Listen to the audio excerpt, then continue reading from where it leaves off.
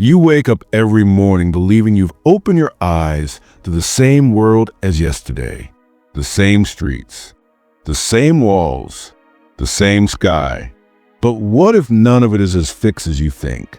What you call reality is only the shadow of what you repeatedly imagine inside your mind. Every thought you allow to live within you leaves a trace, tiny, invisible, but powerful. And with time, those traces gather, overlap, repeat, until they form the pattern you start calling my life. Most people never see it. They believe their emotions are reactions to the world. They don't realize their emotions are the script the world quietly follows. You think you're responding to events, when in truth, the events are responding to you. The universe doesn't speak words. It mirrors states of being. If you walk through life whispering, "Nothing ever works out for me," life, like a faithful echo, repeats, "Nothing ever works out for you." If you move through the same day with the inner sentence, "Something beautiful might happen," life bends ever so slightly toward that possibility. This isn't magic. It's focus. And focus is energy.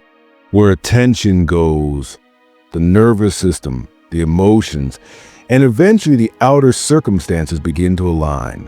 But no one taught you this. From childhood, you were told that your thoughts are private, harmless, weightless things. That they come and go like clouds and mean nothing once they pass. Yet look at your life closely. Every decision, every fear, every step, every delay, each began first as a thought.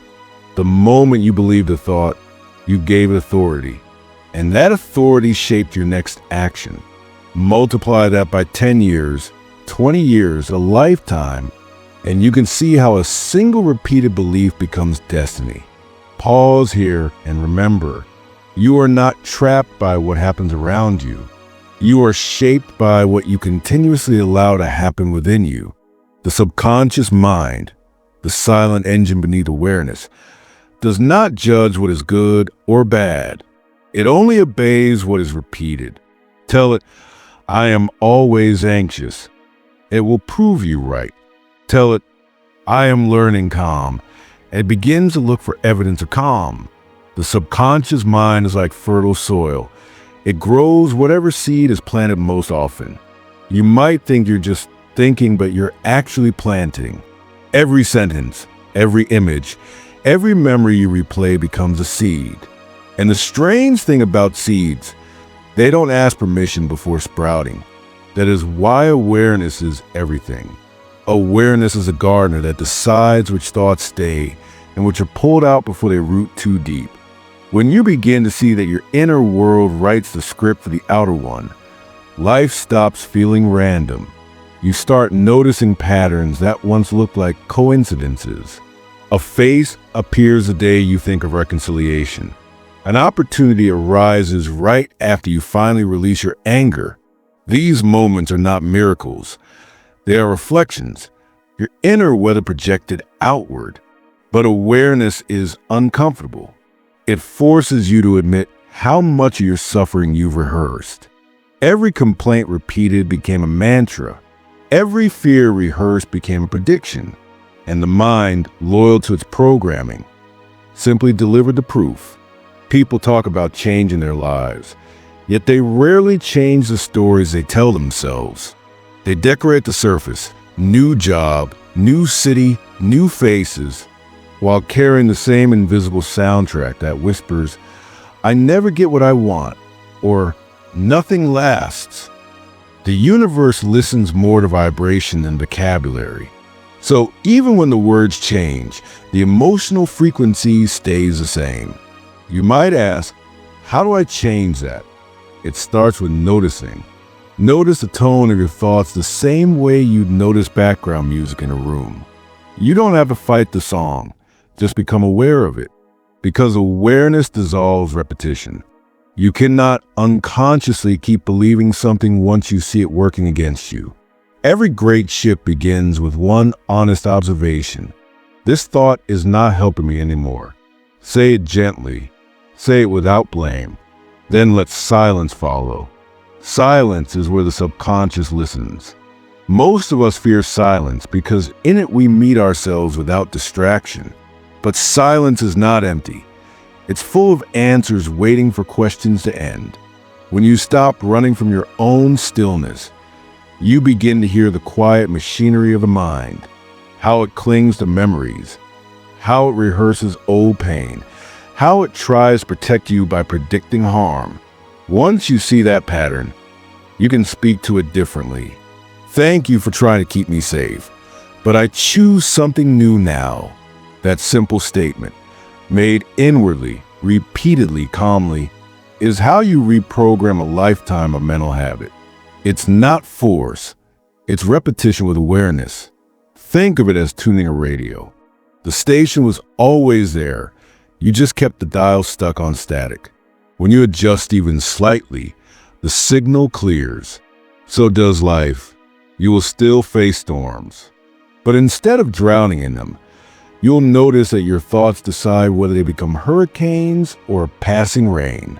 Your perception gives every event its size. Look back at every turning point in your life, the quiet choices that changed everything. They didn't appear as thunder. They appeared as a whisper. Maybe I could, or maybe I should stop. Those whispers were not random. They were signals from the deeper part of you, the part that remembers who you were before fear taught you smallness. That part never leaves. It waits patiently under the noise of routine, under the rush to prove yourself, under the constant scrolling for meaning. When you finally pause long enough, you feel it again, a subtle pull towards something lighter, freer, more alive. That pull is your original frequency. Try to rise through the static of old thoughts. Every human being carries two broadcasts, one from the conscious mind, loud, impatient, endlessly analyzing, and one from the subconscious, soft, consistent, ancient. The second one wins, always, because it never stops transmitting. So if the surface of your life doesn't match the life you dream of, it isn't because you're unlucky. It's because your deeper broadcast still plays an older song. You can change that song, but not by shouting new affirmations over the old melody. You change it by sitting in stillness long enough to hear what's actually playing, and then choosing a different rhythm again and again until the subconscious starts humming along.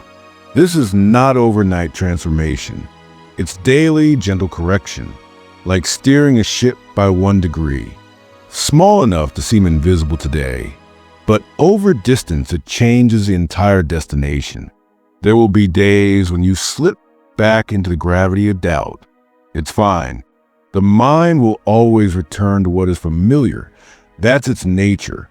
Your job is simply to notice the return and turn the wheel again. No judgment, no drama, just awareness. Because every time you choose awareness over autopilot, you rewrite one line of the old script, and slowly the movie changes. When you start living like this, the world begins to mirror it. The right people appear, not because they were sent by fate, but because your new frequency finally matches theirs. Opportunities open, not because the universe suddenly noticed you, but because you stopped hiding behind disbelief. You realize that reality was never solid. It was responsive. It has always been waiting for you to decide who you are. That decision is not made once. It's made moment by moment, in every thought you feed, in every story you repeat, in every emotion you allow to linger or release. So when you wake up tomorrow, don't ask, what will happen today? Ask, what vibration am I carrying into today? Because that vibration will decide what happens next. And if you ever doubt that you have this power, remember this simple truth. You have been creating your reality all along, just unconsciously. Now you know, now you can choose. And in that choice, everything changes.